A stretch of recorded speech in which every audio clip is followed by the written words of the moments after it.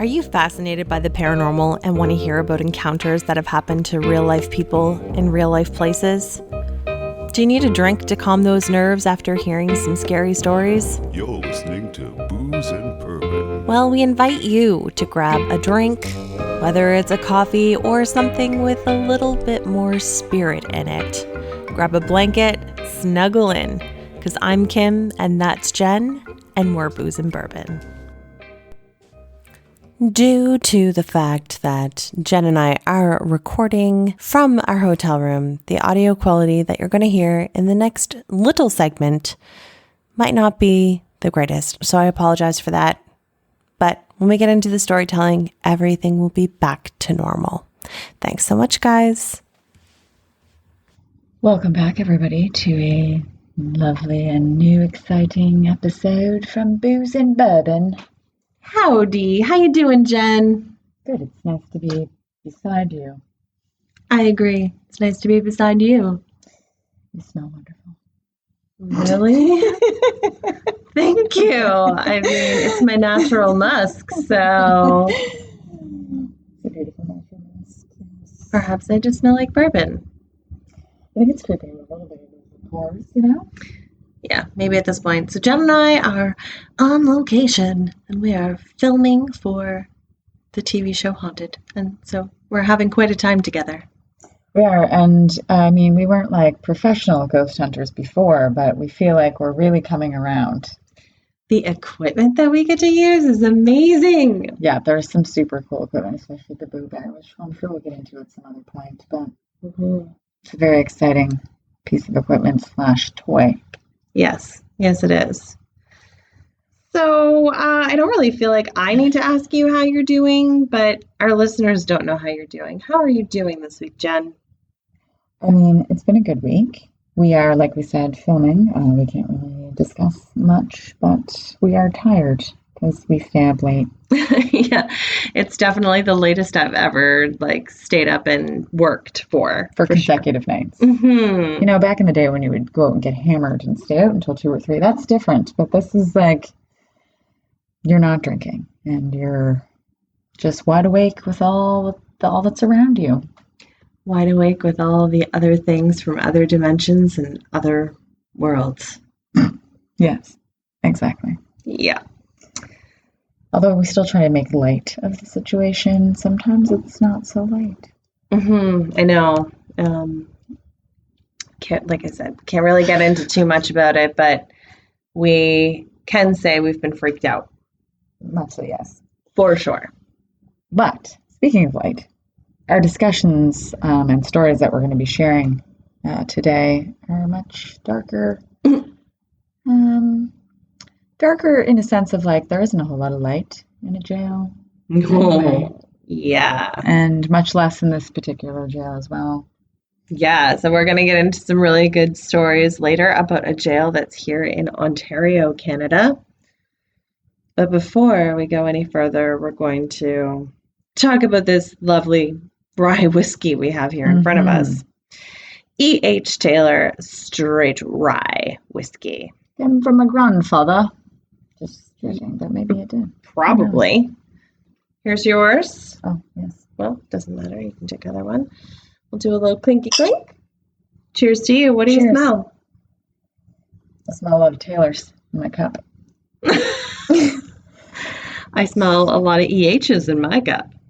No, I'm definitely smelling some lovely rye grain, but I'm getting some peach fruit and that dried apricot.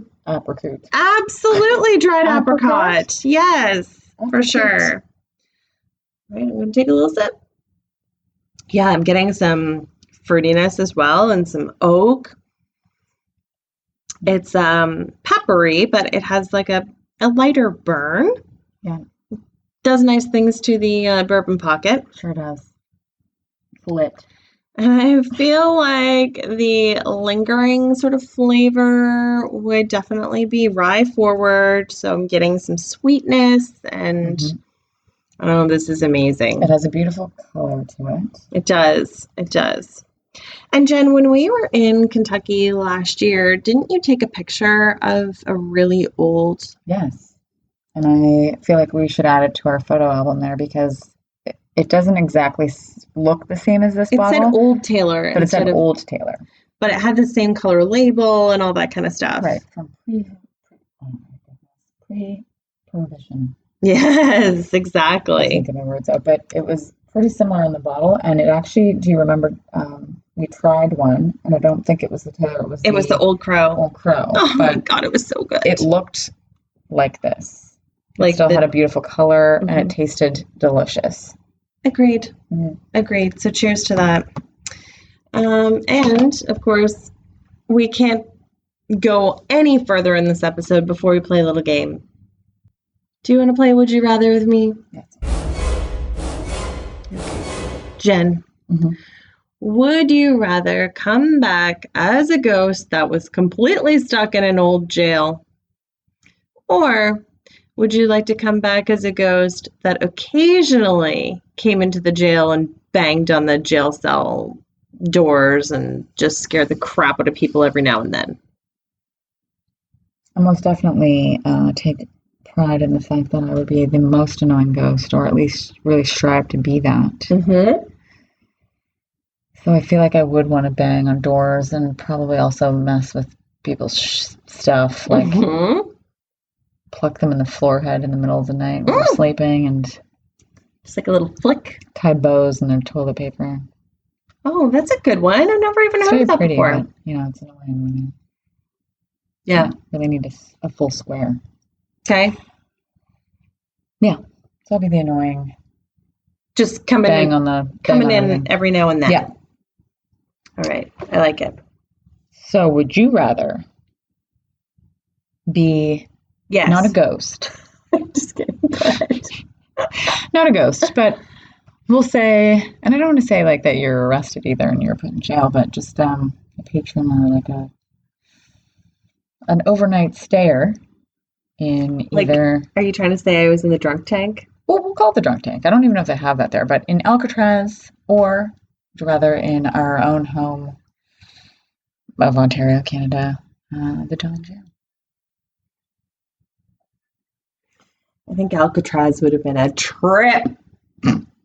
So, I mean, if I knew I was only going to be there for a short amount of time, and I know Alcatraz did not have a drunk tank, but I think it would be a nice ride over.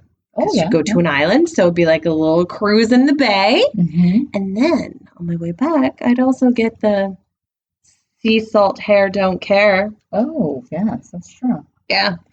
So Alcatraz it is, just for the scenery. And Okay. only the scenery. Oh, well, I can't say only the scenery because there's a lot of famous people that have stayed in Alcatraz. You So could make friends. And then I'll be there, of course, because I'll be the annoying ghost that bangs on the door and yes. just plucks you in the forehead in the middle of the night. So Yes, perfect. Good. Okay, well, guys, just after the break, we're going to get into some crazy haunted stories about a jail here in Ontario, Canada.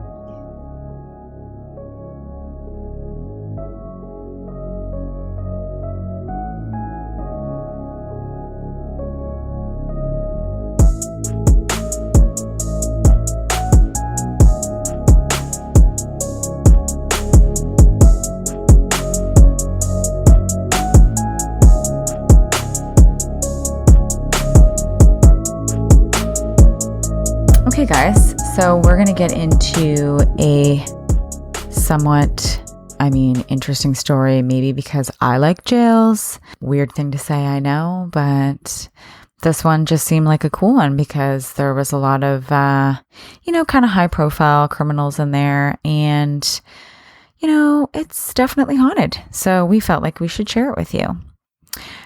So this is called the Don Jail, which is actually up here in Canada in Toronto. The Don Jail was a jail in Toronto, Ontario, located at the east of the Don River on Gerrard Street East in the Riverdale neighborhood.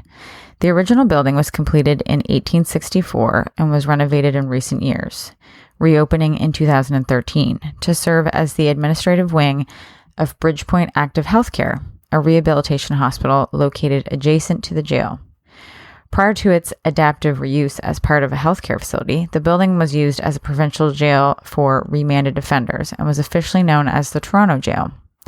The jail originally had a capacity of 184 inmates, and it was separated in an east wing for the men and west wing for the women. Originally designed as a reform prison and once dubbed the Palace for Prisoners because of its progressive approach to the wellness and living conditions of inmates. The reputation of the Don Jail soured over the years due to the overcrowding and other factors. The jail's bad reputation contributed to the closure of the historic jail building in 1977. The East Wing was constructed to house 276 prisoners, but at the end of its service, its rated capacity was 550, and its average prisoner load was about 620. In addition, as a short-term jail, it was not designed with adequate visitor facilities, exercise areas, telephones, lawyer meeting rooms, showers, or even laundry facilities.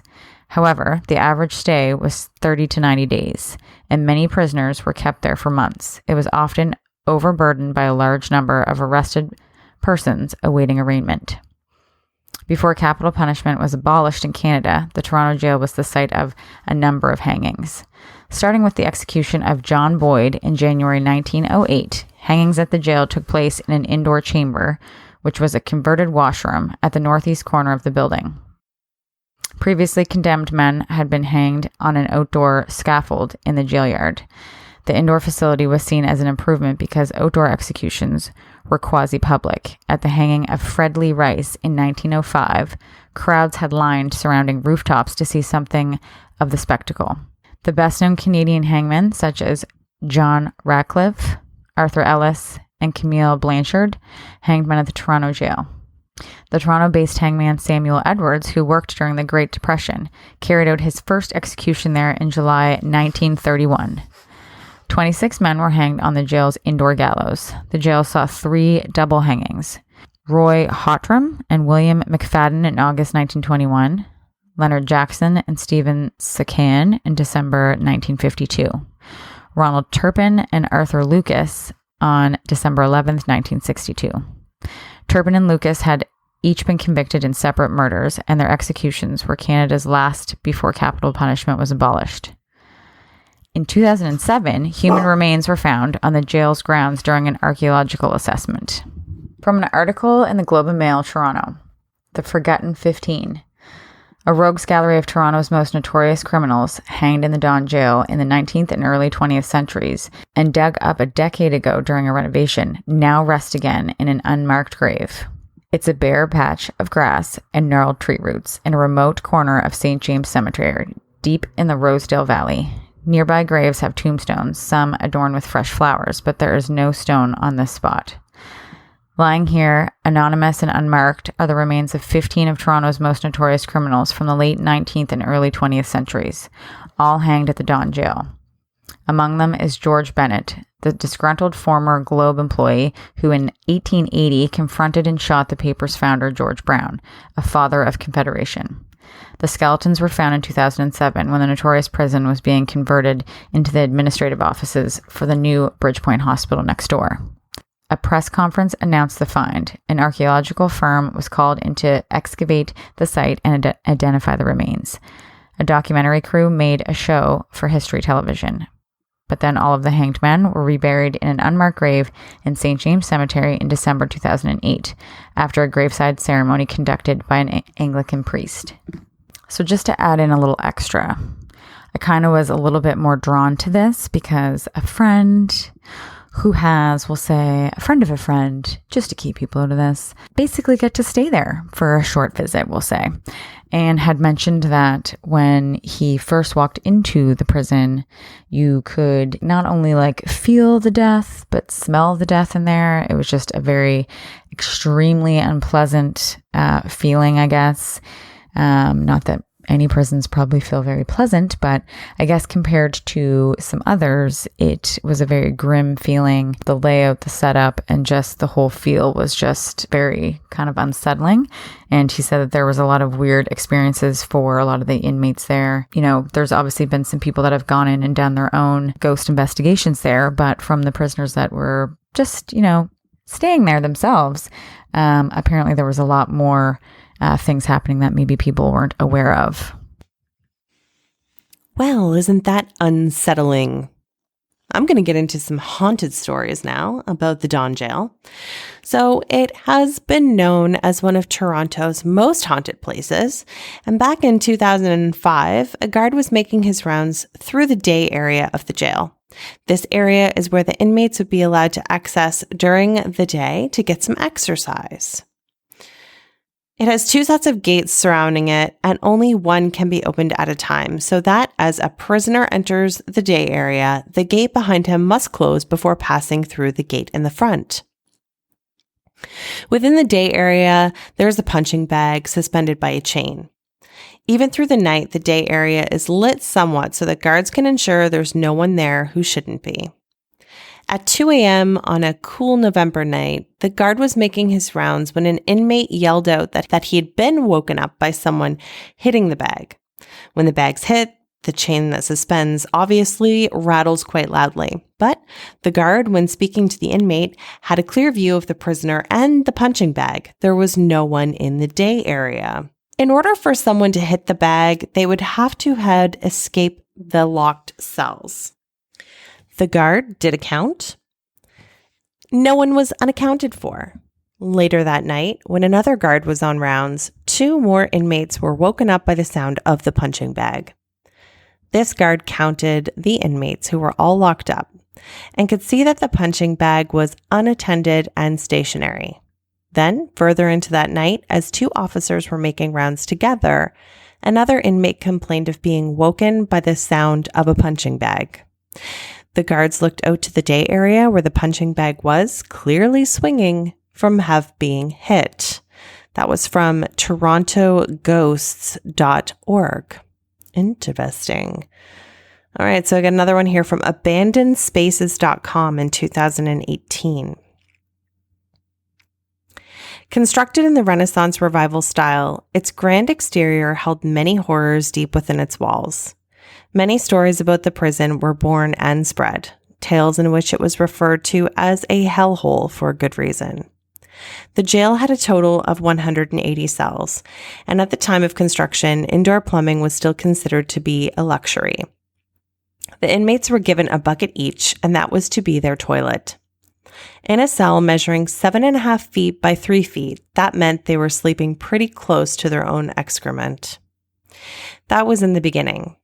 As time passed, the site became overcrowded and up to 3 men were locked inside each small and claustrophobic cell. So much for being a palace. Being locked in an overcrowded cell was a punishment by itself, but the inmates are also said to have been further punished by forbidding them from exercise for days on end. The mixed population of inmates also included mentally disturbed people, who jailers would often tie to their beds and forget about for long periods of time. Strange noises of rattling chains and footsteps disturbed the guests as well as the prisoners. Chains would swing on their own account, forcing the guards to count the inmates and to make sure no one was missing. No one was, but the sounds kept appearing and disappearing throughout the history of the jail. The site is also said to have been haunted by the ghost of a female inmate who took her own life by hanging herself. It is said that if you spend enough time wandering up and down the hallways, you can easily hear her screaming in agony. Whew, okay. We also have another one here. Tyler Anderson of the National Post back in 2013 says the Don Jail is full of ghosts. Ghosts of the executed, of the murder, of the suicides, ghosts, and their countless victims whose legacies are forever tied to these men. The terrible history hangs heavy in the hallways, reveals itself with the etchings on the walls, still preserved beneath layers of thick paint. But after casting its shadow over East End Toronto for a century and a half, surviving a raft of controversies and repeated calls for reform, the city's most notorious jail is preparing to ship out its final inmates and shut down for good. The oldest section, featuring the iconic limestone image of Father Time above its entrance, has already morphed into administrative offices for the new Bridgeport Hospital next door, which begins treating patients this weekend.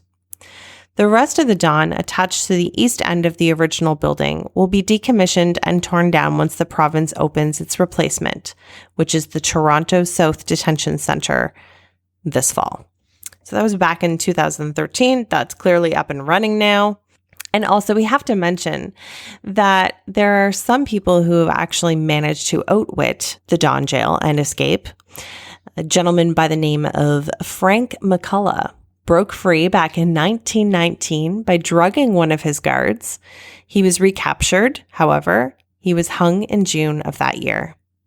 The jail was closed in 1977, but the East Wing was left operational until, like I just mentioned, 2013.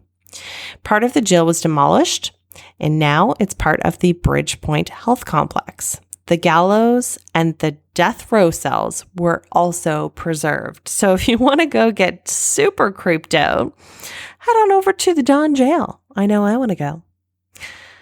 It's crazy. So this pretty much wraps up today's episode. But before we finish off here, we'd really like to give a huge thank you and shout out to our lovely patrons. Yeah, so thank you guys, because over the past month or so, we got some new friends. Yeah, so if you don't already know, look for some stuff in the mail, because you will be getting some fun things in the mail sent to you from Jen and I. Mm-hmm. So thank you guys so very much from the bottom of our very ghostly hearts for being patrons. Yes. So I would like to start off by sending a big thank you to Shona And Jamie Reynolds, Paul Knopfinger, Aaron Hodgson, Justine Mays, Frank March, Andy Greer, Cindy Bussey, Aaron B., Aaron Hamilton, the ABV Network, Rebecca Bolton, Stephanie McNew, and the Ghost Story Guys.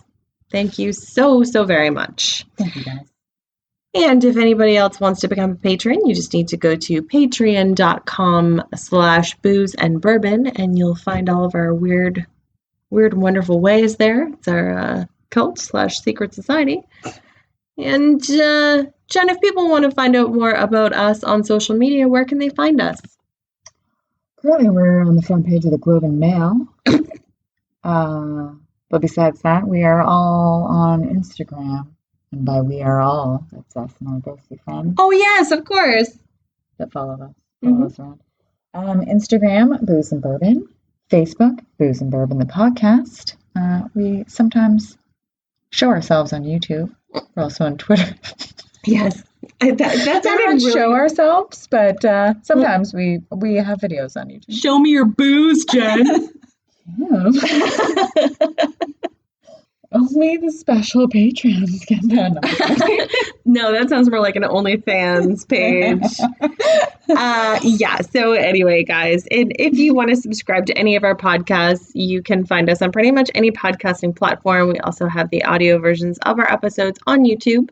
Mm-hmm. And if you want to rate and review us, that goes a long way. That is basically free advertising on a billboard. So if you can tell a friend that you like Booze and Bourbon and tell them where to find us, thank you. Again, drop us a note. Tell us that you referred a friend. You might get something in the mail.